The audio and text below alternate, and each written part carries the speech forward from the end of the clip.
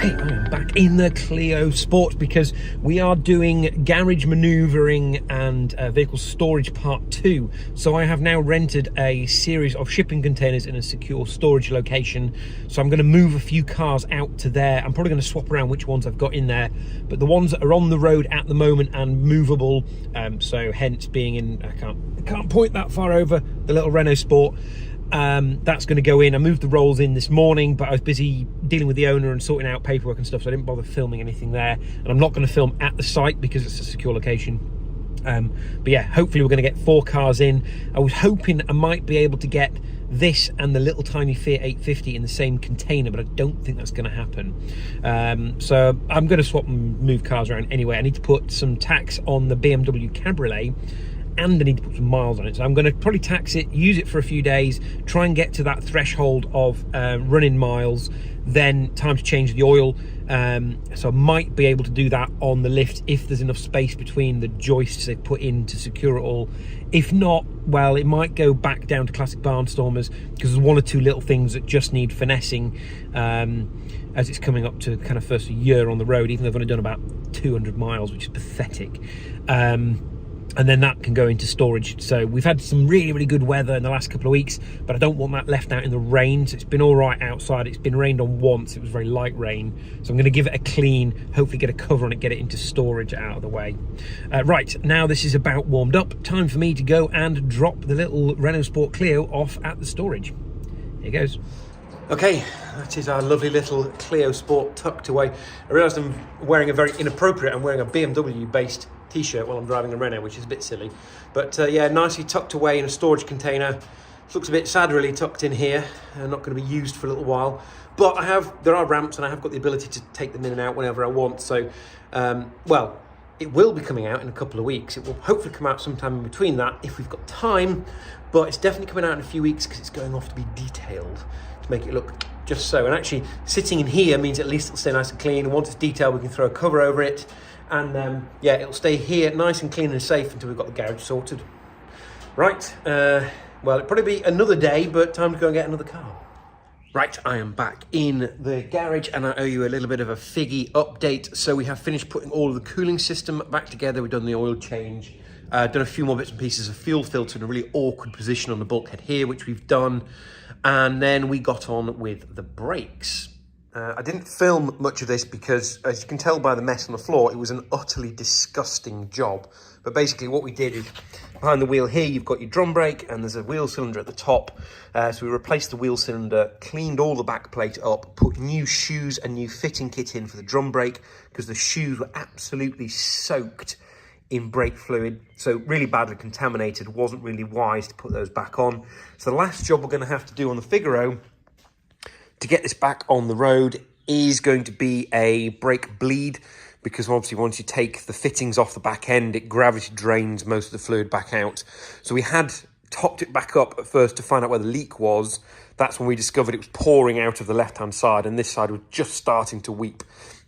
So obviously we've got a system full of fluid. We're going to have to drain most of that fluid back out again. But we've got a big tub of it, and we're just going to flush the whole system and make sure the brakes are nice and firm.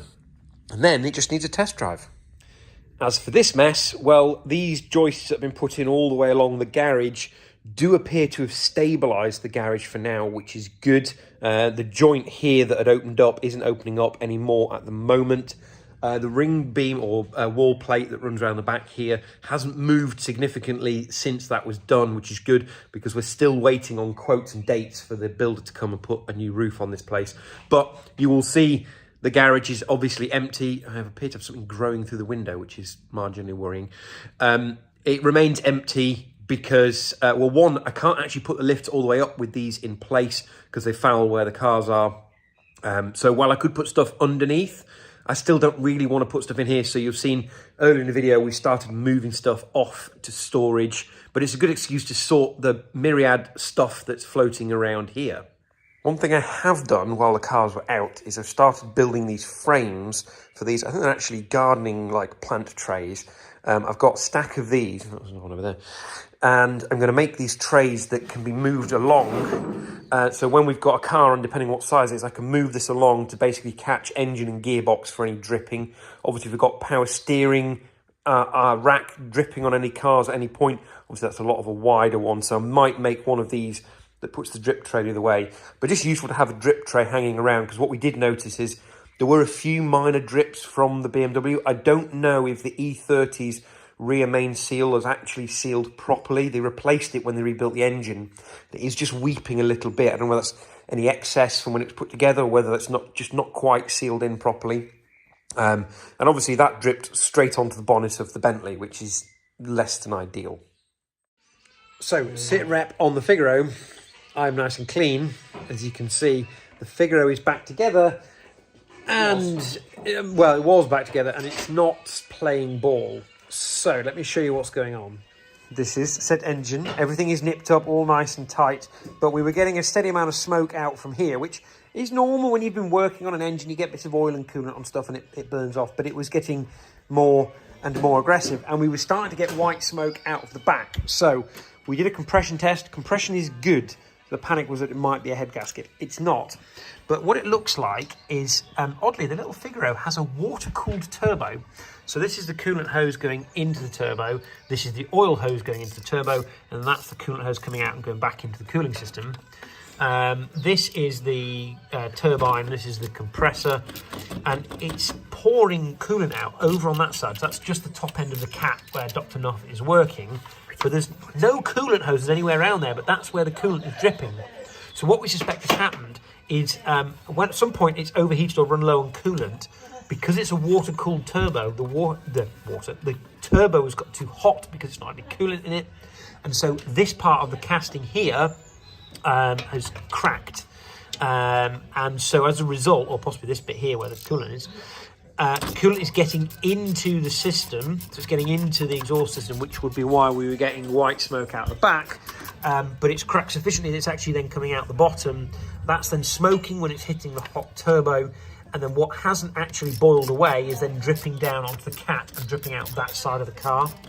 So next job is to get the turbo out and see if it is indeed cracked. So we've finished all of the jobs. Brakes have bled, all of this is back in. We've done a few of the bits and pieces around it, but she's not happy still. Sufficient space to get anything on it, really. Yeah. But I've got a screwdriver on. And it's pinged. You see all our nice coolant is back out again? Only a little bit. It's actually, because it's fairly high on the engine, it's not really much to come out. Question is the turbo separated? It's separated here.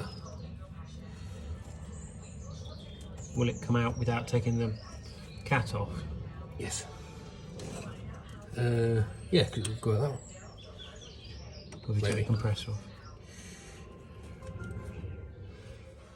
Join us next time on Automotive Tales, where we're back on the Figaro. We're going to clean the E30, we're going to clean the Bentley, and then do some more work on the Figaro.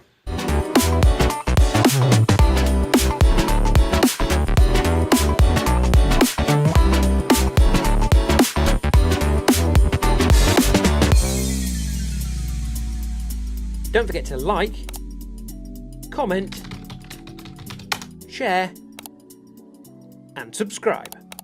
Thank you for watching. If you've got an early 2000s Saxo and you're looking for a cool period accessory for the max power look, then bleep bloop in the comments below, because this might be the radio for you.